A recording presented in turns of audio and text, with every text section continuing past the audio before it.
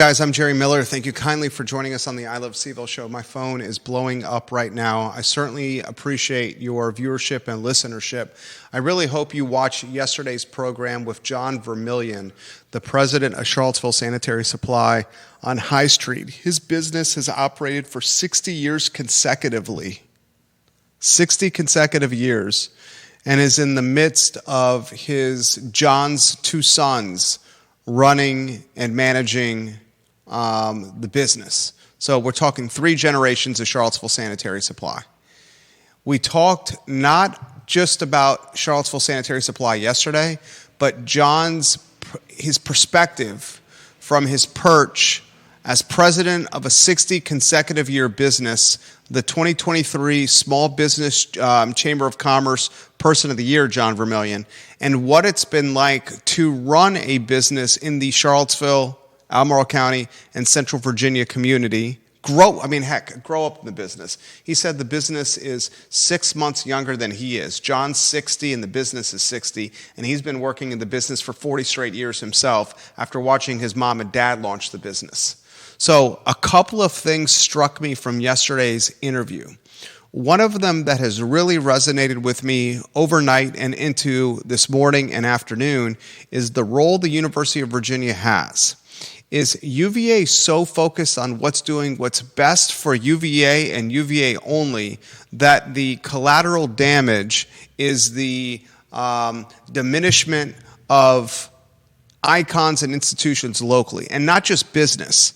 Is UVA so focused on running its endowment and its operation with a nickel and dime, with an eye on nickel and dimes, that it's not doing what's best for the community at large, whether it's housing, whether it's people, whether it's championing small business, whether it's taxes and paying their fair share? So I want to unpack that topic on today's program.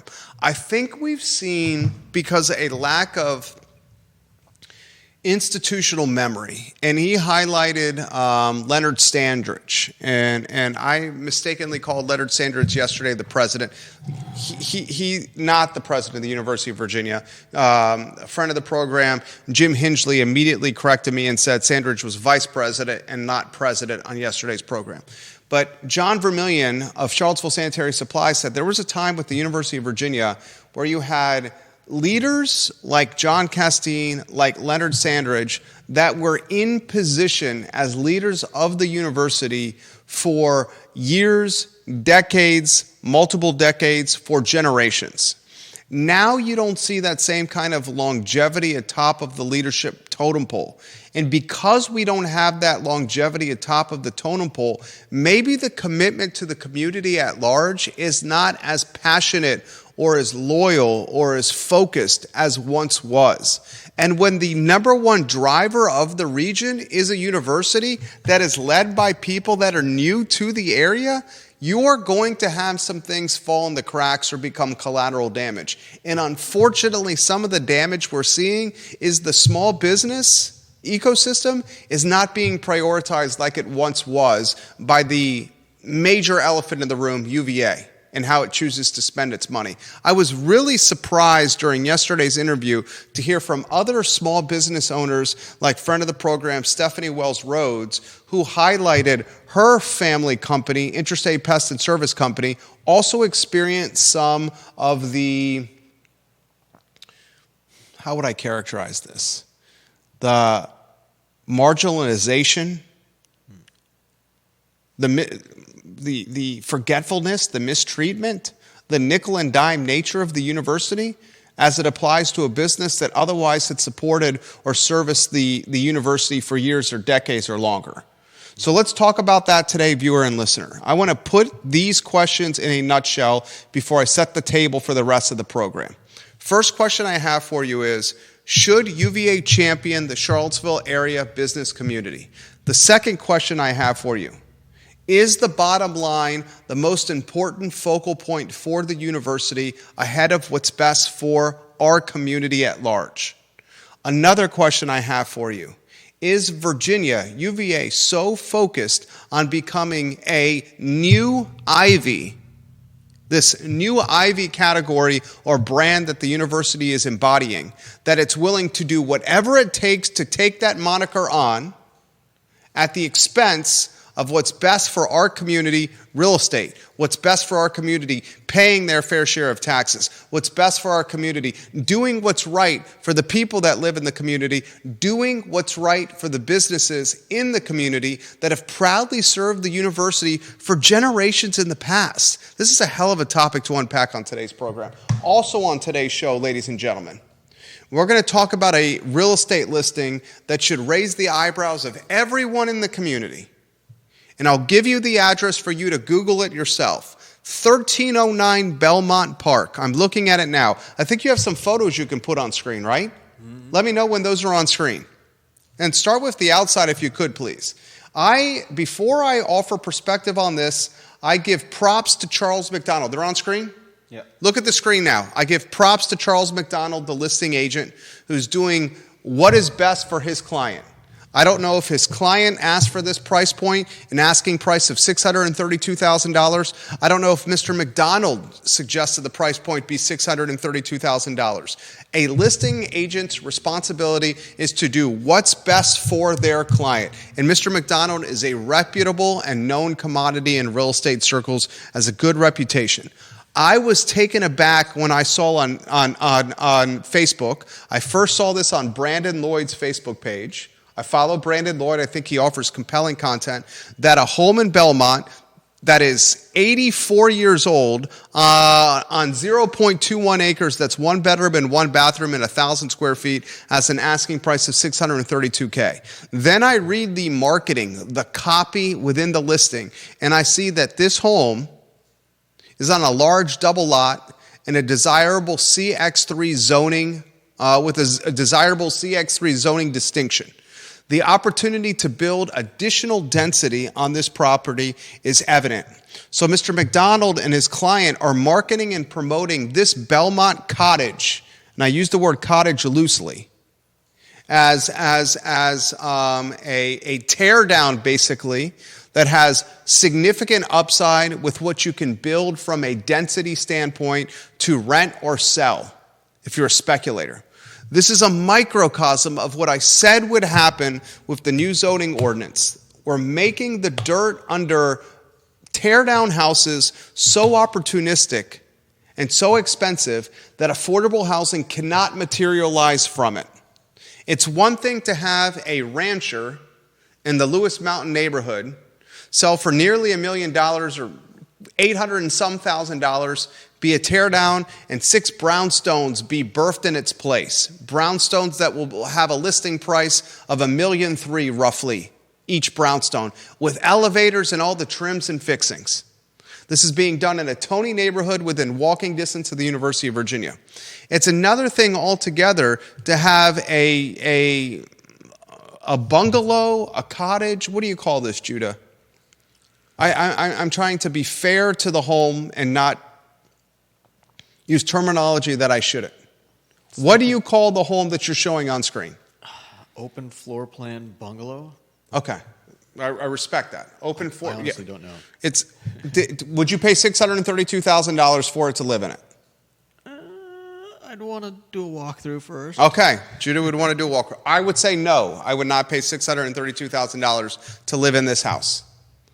What's being sold is the upside. I want to unpack this on today's program. I want to ask you, the viewer and listener, and I want to ask the community, the realtors that watch this program, the bankers that watch this program, the lenders that watch this program, the closing agents that watch this program, the home inspectors, the photographers, the speculators and buyers and sellers.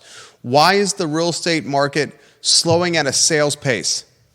Kerry Rock watching the program. He owns a home in the city. His nonprofit, Do Good CVille, is doing a coat drive as we speak. He said the sale of his house stalled, so we pivoted to leasing it until 2026.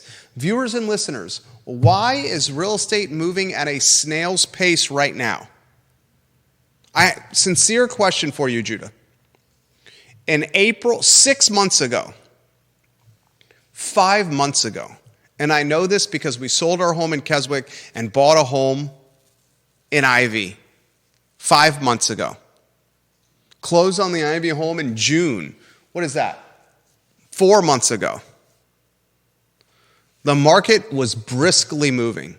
You still had multiple offers, competitive scenarios. You had foot traffic, and inventory was moving in a couple of weeks span at all price points. Now we are in October, right around Halloween, and inventory is stuck in quicksand. What has changed the market? What has changed? Expectations, maybe. I think That's fair. were people expecting rates to go down? From my understanding, that despite the changes, the rates haven't gone down. You're 100% right. Judah Wickower on point today. Rates are back at a 7 or have a 7 handle or more. Rates have not fallen despite a cut by the Federal Reserve a handful of weeks ago. I have some answers to that. I want to talk about it today with you, the viewer and listener. And the last topic on today's talk show is this. Ron Sanchez and the Virginia men's basketball team are, I'm going to be straightforward right now, reeling. Are absolutely reeling. Ladies and gentlemen, since Tony Bennett announced his retirement less than 2 weeks ago, 2 weeks ago, what, tomorrow, Friday? Something like that, yeah. Thursday evening, because it happened before. The press conference was Friday. Less than 2 weeks ago, Tony Bennett announced his retirement. Since then, Virginia men's basketball has lost 2 scrimmages. Virginia men's basketball had a very important transfer from Florida State, a 6'7" point guard that was going to be a key player on this team, leave Charlottesville and Virginia's program without playing a single minute of basketball. And yesterday, they had their only commitment in the class of 2025 say, hasta luego, sayonara, see you later. I'm opening up my recruitment. That commitment, a star basketball player from St. Anne's Belfield Academy. Wow. In 12 or 13 days, a Hall of Fame coach that walked on water, that took loaves of bread and some fishes and fed the thousands seated at the John Paul Jones Arena, said, I'm going to quit not even 3 weeks before the season starts. We saw a potential starter in the backcourt say, I'm quitting a few days before the season starts without even playing a minute in Charlottesville, and I'm going to redshirt. I'm not even going to play this year. I know I'm going to quit UVA without having any other place to go, and I'm just going to sit on the sidelines for an entire year before playing again. But I know I don't want to do it here in Charlottesville at UVA. Wow. And then they had one of the best point guards in the nation, a homegrown talent that grew up going to the John Paul Jones Arena, that's playing at St. Anne's Belfield Academy, saying, I'm opening up my recruitment. I'm not committed to UVA anymore. I'm going to ask a sincere question. You may see the athletic director at the University of Virginia, Carla Williams, have 2 national coaching searches at the very same time with the 2 most important programs in her department, the 2 revenue generators, football and basketball. Tell me how many athletic directors have that position or that plight. Very few, ladies and gentlemen. This show is absolutely loaded. We thank partners of the program like Charlottesville Sanitary Supply. 60 consecutive years in business. I was very moved by John Vermillion's interview yesterday. If you have not watched John Vermillion of Charlottesville Sanitary Supply on the show, please watch yesterday's program. You can find it anywhere on social media where you get your podcasting content. And I encourage you, perhaps unlike what UVA is doing, to support the businesses in this community that you want to see survive another 60 years. It's not about nickels and dimes. It's about supporting the businesses that keep the community running and heading in the direction we want it to. Mm-hmm. Judah Wickower on a 2-shot. Viewers and listeners, join us for the conversation. Today's show is going to be red hot. What's the role for the university as it pertains to the Charlottesville Albemarle County, and Central Virginia community? Is it all about what's best for the orange and blue, what's best for grounds, what's best for the university? Or can it be a world where what's best for the university is also what's best for Albemarle, also what's best for Charlottesville, and also what's best for Central Virginia? I think there should definitely be room for UVA to consider that it does not live in a bubble. While it may drive value in Central Virginia, if Charlottesville and Albemarle County and the surrounding area wasn't as beautiful, as accommodating, if it wasn't what it is now, then, I mean, imagine if the corner was just left to go to ruin. How many kids coming to orientations or to just check out UVA as a potential future for them, if they were to stroll down the corner and see a bunch of empty businesses, how would that affect their decision to come to UVA? I think that if UVA ignores the rest of this area, it does itself as much a disservice as the area. Judah Wickower on point. Fantastic first take. Neil Williamson, Free Enterprise Forum president, watching the program, local TV station, local newspaper watching the program, a counselor and a couple supervisors watching the program. Mr. Williamson says markets hate uncertainty and elections breed uncertainty, which is his short analysis, which I think is very applicable on why the real estate market is stuck in quicksand right now. I think Neil's onto something, and that's going to be part of my commentary as we mature this program today. I want to talk University of Virginia. Kevin Yancey says UVA is only for UVA. Only for UVA. Judah Wickhauers is exactly right. Sadly, I think that's true. I think that's true as well. I'll ask you a follow-up question because you're so poignant with your perspective today. UVA is only for UVA today. That was not the case when I first arrived in 2000 as a mischievous and troublemaking first year in 101 Dabney, old dorms, right off of Bonnycastle Circle. How much is UVA is only about UVA a reflection that Jim Ryan is new to this community? A reflection that Craig Kent, the CEO of UVA Health, is new to this community. The dean of the medical school is new to the community. How much of it is a reflection that C-suite and upper management with the university are fresh faces, as opposed to the icons and institutions like the Leonard Sandridges, the John Castines?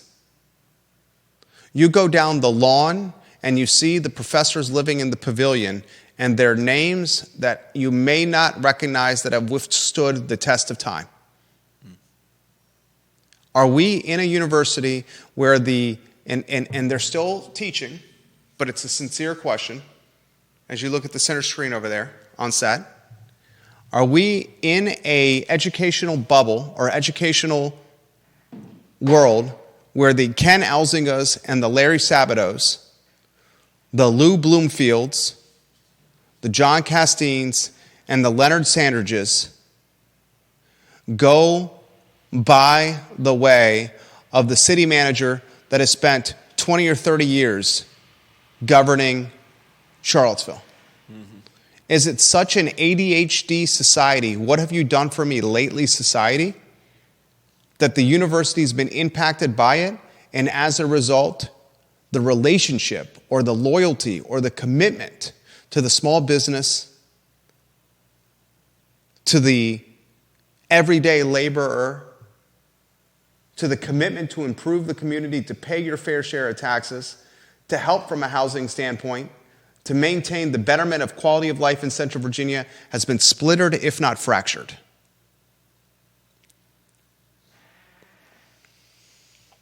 I don't know if it's just a problem with UVA. I think it's increasingly we're seeing things like this where the bottom line is the most important. whether it's UVA, whether it's corporations, whether it's governments. I think more and more. I don't know if we're losing the thread. I don't know if I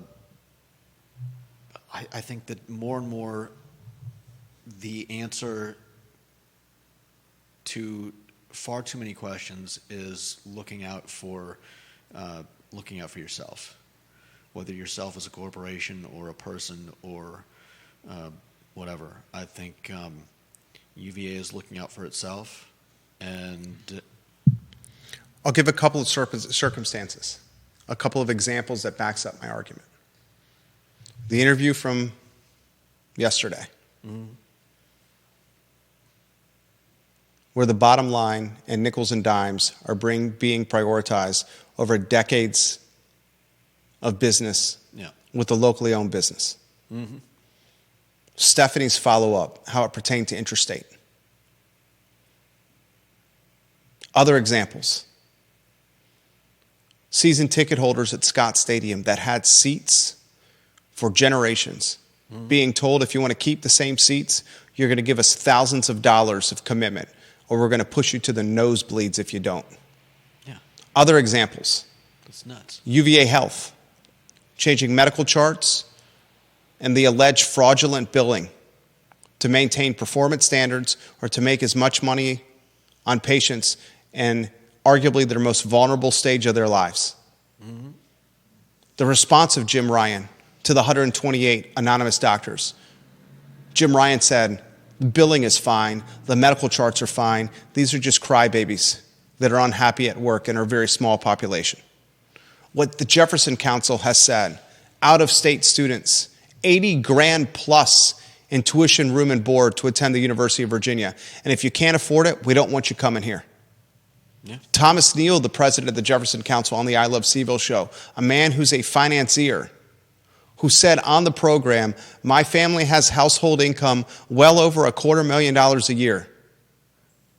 Can I afford today, with well over $250,000 a year, his words, to send my two daughters, like we sent them, to UVA out of state at an $85,000 a year clip? He said, that's a third of my gross take. Exact words. The University of Virginia, we had to twist their arm, Michael Payne. That's a third for one kid. Right? And he had two in school. Yeah. Think about that. Two out-of-state daughters. Michael Payne having to twist the university's arm, lobby the community, paying a living wage of $15 an hour. $15 an hour, as it shakes out, is $30,000 a year. $10 an hour is $20. Another $5 is $10. $30,000 a year is $15 an hour. We just saw the Charlottesville Redevelopment and Housing Authority say a studio apartment, setting the rents, the Housing Authority of Charlottesville, setting the rents at over $1,500 for a tiny studio apartment. Yeah. $1,500 a month, 12 months is $18,000 a year. UVA's living wage is $30. How's someone going to be able to make that work?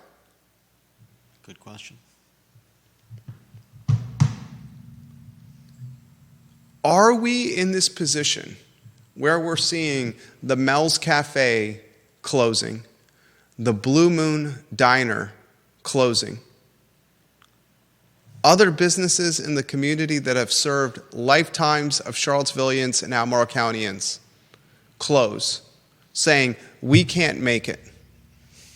I think Mel's is a special case, but Reed's Grocery, yeah. another example. Little John's, closing and reopening. Are we in this position because of COVID and the pandemic? A hybrid and virtual remote work environment has created a flood of transplants living here with no long-term commitment to the community? Are we in this position because the university lacks institutional leadership atop the totem pole that are committed to saying, we'll pay a little more to work with these people because we know the money stays in the community and the job will get done right? Is it all of the above? And how do we shift this this domino effect or this snowball effect that is gaining obvious momentum. Obvious momentum. Eventually, the family, the sisters behind Reed's, are going to say, good God, we've tried everything. The family owns the real estate. We're going to have to sell this and close this store. Yeah. Right? I hope not, but yeah, that may eventually happen. I genuinely have this question. Georgia Gilmer, Gigi, should you be addressing the UVA Foundation, which owns a ton of property in the area? Another white elephant. You keep scooping and buying property and don't pay the taxes on said property, and then you fall back on this argument. Well, without us, there would be no economy locally. And I'm not disregarding that. It's not untrue, but that doesn't make it right or good for the area. Deep Throat, number one in the family. UVA made a big to-do about adopting a $15 an hour wage. That was in 2019. Inflation since then is 24%. At this point, you just have to say bad faith. I doubt any procedure at UVA Health has stayed at a flat price since 2019.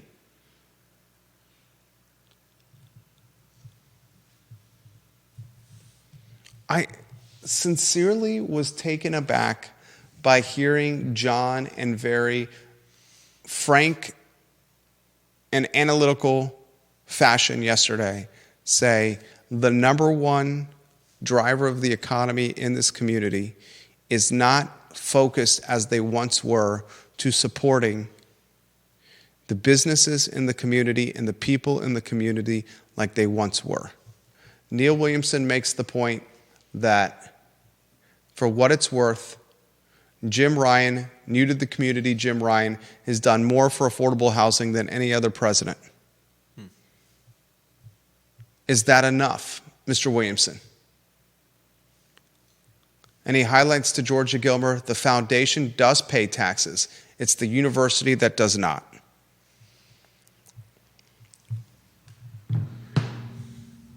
Comments coming in quickly, a topic that should be part of our everyday discussion. I encourage you to have these conversations at your weekend cocktail parties and cookouts. You know, the only force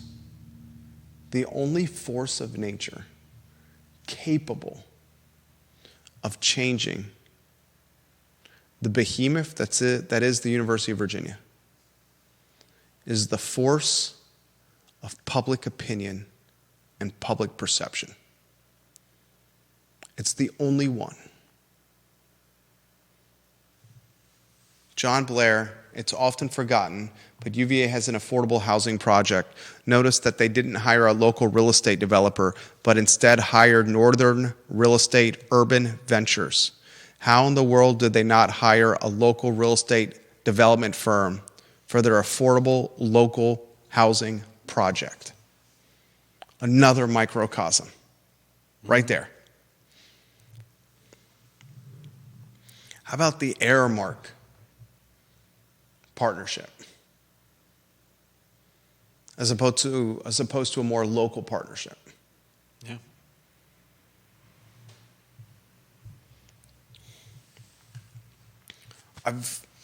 My dad went to UVA, my brother went to UVA, I went to UVA, grew up going to Charlottesville to games, watching football and basketball on television.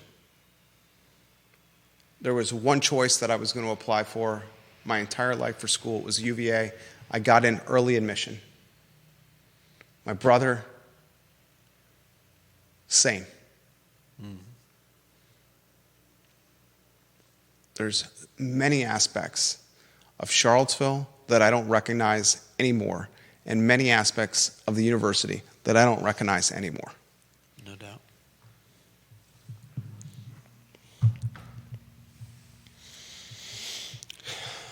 I'd be curious to know what people with experiences with other universities have to say in regards to how how endemic this is across the U.S. Great question for Deep Throat, in universities. an alum of Harvard. Great question for Deep Throat, an alum of Harvard. You had a university that was looking to, what's it called when you kick somebody out of their housing? I'm drawing a blank. Evict fraternity members from an off-grounds fraternity house that promised not to have any parties or rush events because of some weak sauce alleged hazing, a confession that was blackmailed out of a ROTC student.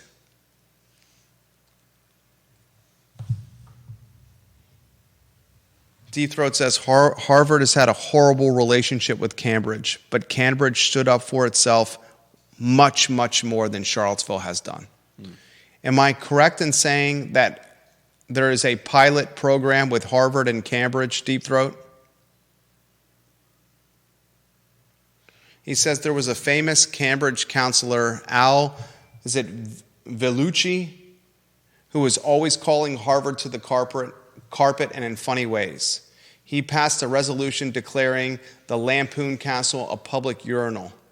And he says Harvard does have a pilot program, a payment in lieu of taxes with Cambridge of $10 million a year, and one with Alston of $10 million a year.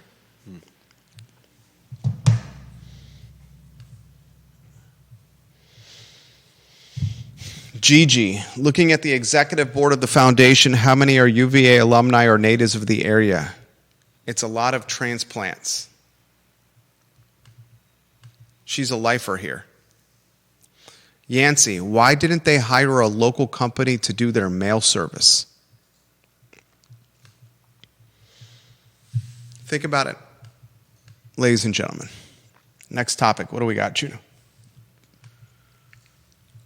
Let's see. Ginny Who, quickly.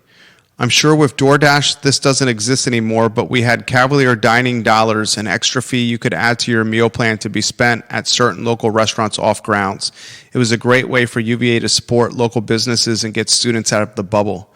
Ginny Who says, along with John Blair's line of thinking, didn't the city just hire a firm out of North Carolina for landscaping?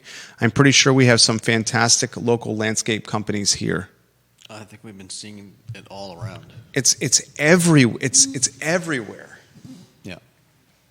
It's everywhere.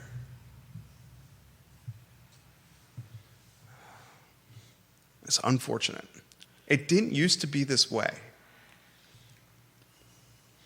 In some cases, you would think that those services are more expensive, but perhaps it's the same type of issue you run into with Amazon, where they have they can scale and charge less, or Is your volume at a good level now? I think so. Okay. Sandra McDaniel, when UVA decided to move away from being a state employer, changes also were made to outsource. The bottom line is now what matters for UVA on YouTube. Thank you, Sandra, for watching the program. I appreciate the content you post on social media, Sandra McDaniel. I very much find your trading activity compelling, Sandra. The next topic is you put lower thirds on screen. Is it the Belmont Park listing? Why are real estate sales slowing? Is that ahead of the Belmont Park? Yeah. Okay. Judah, I'm not going to name the brokerage. I'm not going to name the firm. I receive e-newsletters and marketing material from real estate firms all over Central Virginia. And there's a few firms that are very high-end firms that have done a hell of a job cornering the luxury market.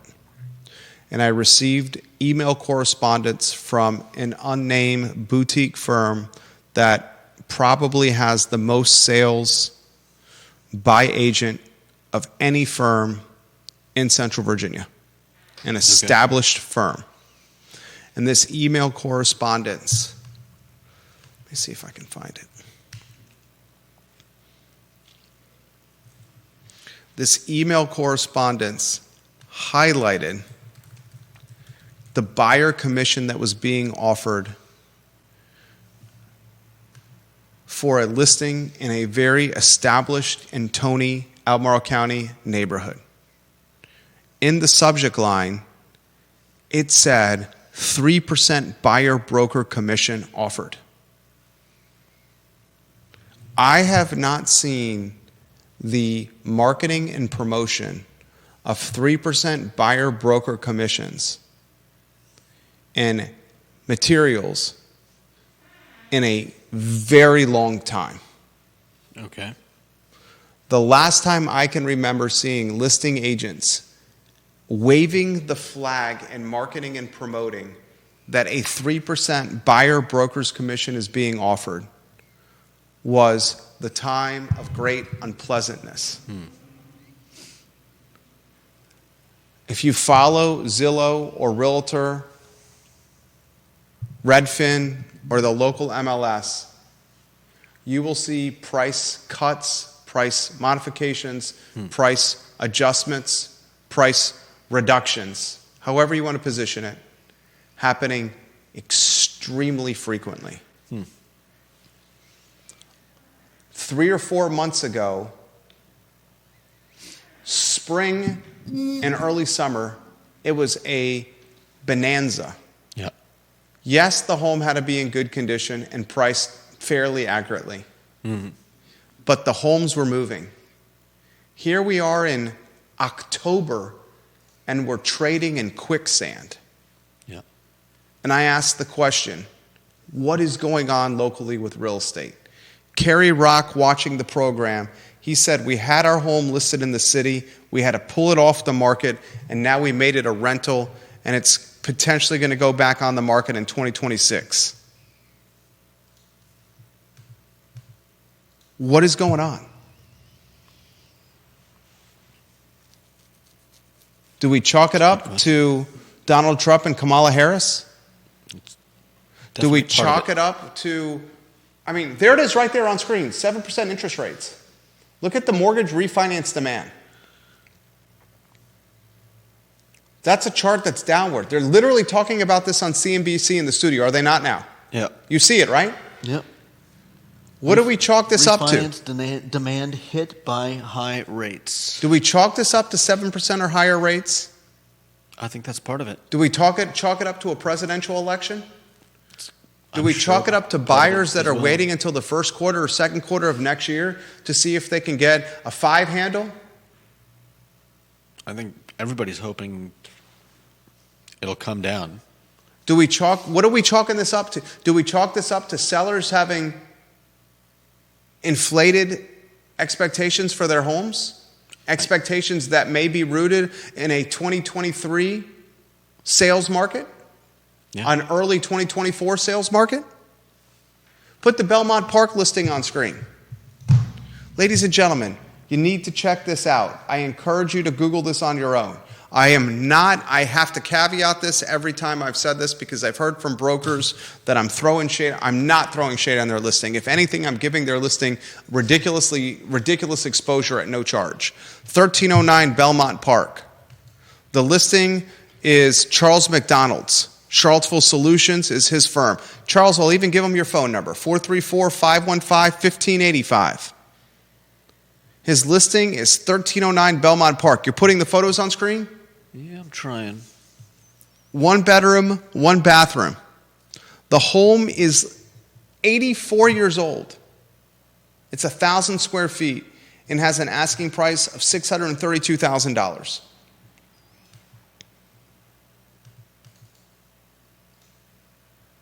$632,000. Now, why is this home asking $632,000? Because of its CX3 zoning distinction, because of its large double lot, because of its proximity to a park, because of upzoning potential, because of the opportunistic nature of the dirt. Yeah. If you pay prices like this for the dirt, only to have to knock down the house, then what are you paying per square foot for new construction? Anyone help me with that number? Any of the builders that are watching the show? That's a great question for you, John Blair. It's a great question for you, Deep Throat. What are you paying for new construction right now on a build? $250 a square? What's the going rate for new construction right now? I'm not talking remodel. I'm talking new construction. $250? Maybe $235? You're not going to get affordability when you have to pay $632,000 for dirt. Then to tear the thing down, then to wait a year, 18 months before you can start construction. You've noticed the Lewis Mountain Evergreen Alderman Road brownstones haven't started yet. Have you noticed that? The carrying cost on projects like this, unless you're deep-pocketed and well-funded, will whittle you down like a number 2 pencil, like a mother and father after going 4 consecutive days with their students out of school, overwhelmed by colds and snotty noses, and fussy and lacking sleep.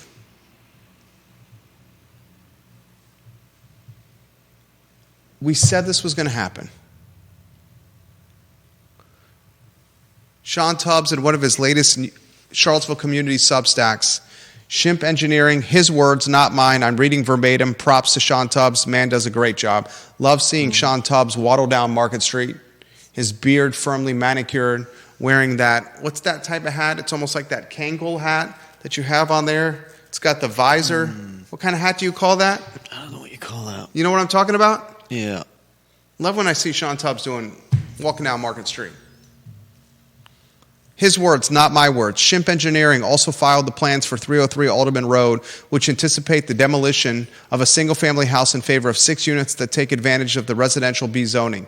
The city asked for a resubmission, and new plans were submitted on October 25 that eliminated the need for a special exception to exceed height limitations by 5 feet. However, the company is now asking for a special exemption to the city's streetscape requirements. This is just ridiculous red tape that these builders have to go through that just erodes profits. Let's go to 303 Alderman Road. 303 Alderman Road, I'm going to Realtor.com. I wish the GIS was as easily navigatable as the Realtor app was. I'm on Realtor.com. I'm waiting for it to load on my computer. I'm going to Property History. It was sold on the 12th of June. For $835,000, 440 a square foot. We're talking a brick rancher that was 74 years old. 3-bedroom, 1.5 bath, 1,900 square feet, 0.31 acres, $831,000. Luke Cole had the listing. Luke Cole, you did a hell of a job of Log and Foster. You are sitting on this house, Evergreen, since June. You got no construction. And when do we get sales? Maybe 2026? You're talking about brownstones with elevators. When will these 6 brownstones be readily available for purchase? Maybe the spring 2026 market? Could be. I mean, think about that. Mm-hmm. Of course you have to charge an arm and a leg if this is what you have to go through. $250 a square, and it's garbage at $250 a square. Deep Throat's commentary, not mine. $250, you probably calling $250 builder grade there.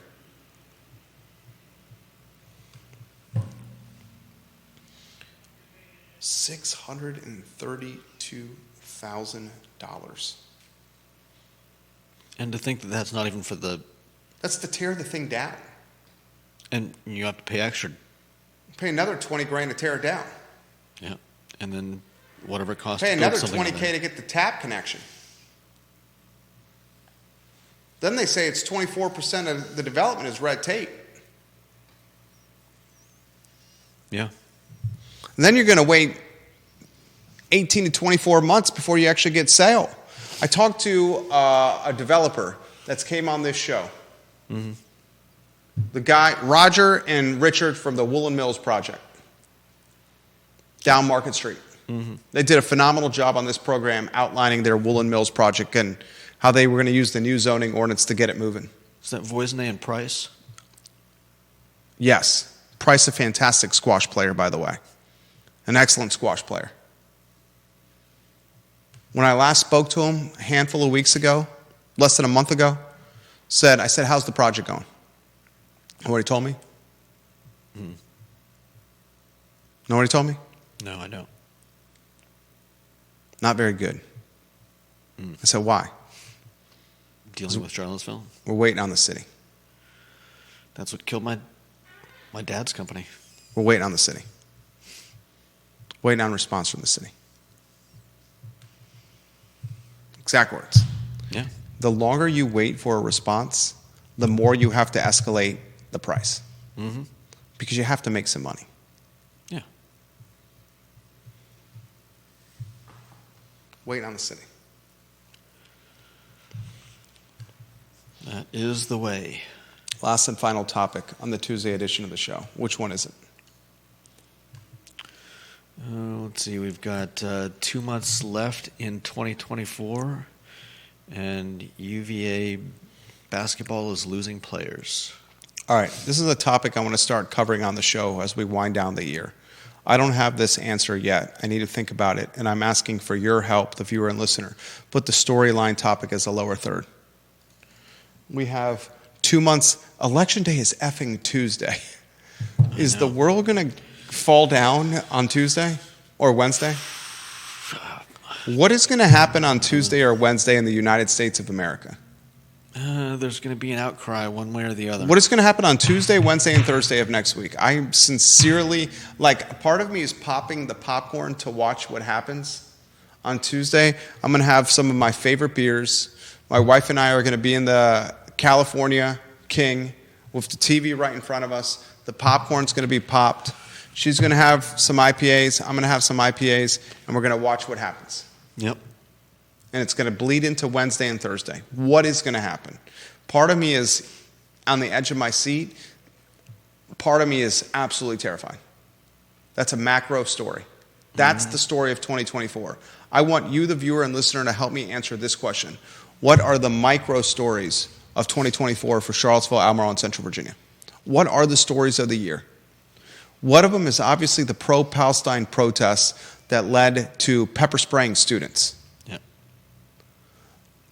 Obviously, another story is 128 UVA doctors alleging that the hospital system, the health system, is fraudulently billing patients and changing medical charts to maintain performance standards. That's another story. A third story is, what the hell happened to Jim Ryan? We don't even recognize him for 7 years ago when he first took this job to what he's doing now, today. Now in a backyard brouhaha with the Daily Progress and Reynolds Hutchinson, Jim Ryan. Those are the UVA stories to follow. Tony Bennett retiring, a UVA story to follow 3 weeks prior to the season. That yields or leads the decommitment of a Florida State basketball player, a prized transfer portal addition that quit the team before playing even 1 minute for the team. And it also led to the St. Anne's Belfield Academy star basketball player saying, I'm not playing for this team anymore. I'm opening up my commitment. Those are the UVA stories to follow. What are the Charlottesville stories to follow? Is it the folks suing the city on the new zoning ordinance and that it was rushed and it didn't have the right procedure and protocol and planning? We just had what? Was it a Fairfax judge, J-Dubs? Who offered a Fairfax Circuit Court's judge that nullified the Arlington new zoning, upzoning. And had to be called out of retirement because the other judges had all recused themselves. While the Charlottesville judge is living in the city and has not recused himself. And we still haven't heard from the Charlottesville judge on the NZO. Is that the story? It's one of many. Is the story of Charlottesville for 2024 the closing of all these businesses? Is that it? That's part of it. I mean, do we have to put a list of them together? I don't think any story is independent of itself. Is it the closing of Charlotte? Is the stories of Charlottesville the passing on free money from the Commonwealth? This one tied to transportation, just like they passed on the free money on the streetscape, the West Main Streetscape project that Kathy Galvin and Heather Hill were big time trying to push through. One of the critical gateways to the city. Mm-hmm. Is the stories of Charlottesville for 2024 the Bo Carrington Wendell Wood Zero East High Street project that was kiboshed by residents around High Street that said, we don't want this project to happen? We're going to use political outcry and political pressure to keep housing from materializing, despite the fact that City Hall wants housing to materialize? Yeah. Is the story of 2024 when Chris Henry goes into a church on Preston Avenue and gets proverbially lambasted, proverbially shot in the chest with arrows by the 10th and Page neighborhood for Phase 3 Dairy Market, apartments that he was going to build on asphalt parking lots and in place of falling down laundromats?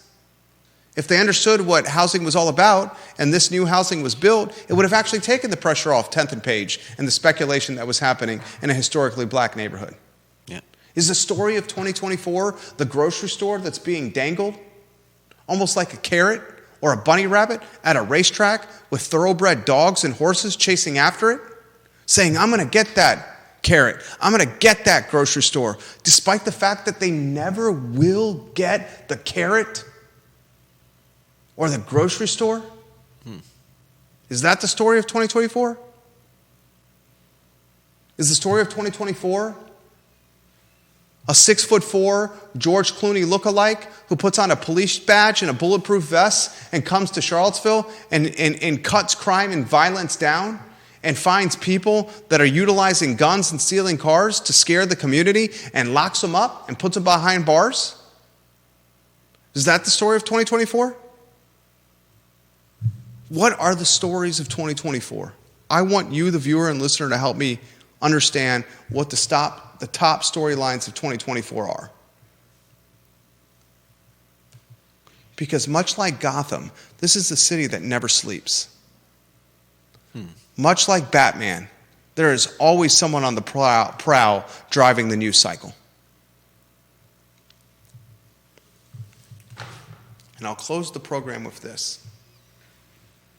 You have Ron Sanchez, the interim head coach, who has not coached a regular season game yet, that has already lost a basketball player that was going to be a starter, not played a single minute, and has already lost the local hometown superhero. He's also lost 2 scrimmages. This has all happened within less than 2 weeks, about 12 days, of a man that walks on water and takes a few loaves of bread and a couple of fishes and feeds 15,000 at the John Paul Jones Arena.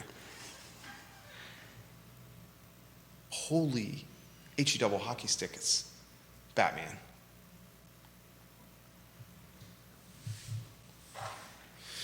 The Wednesday edition of the I Love CVille Show.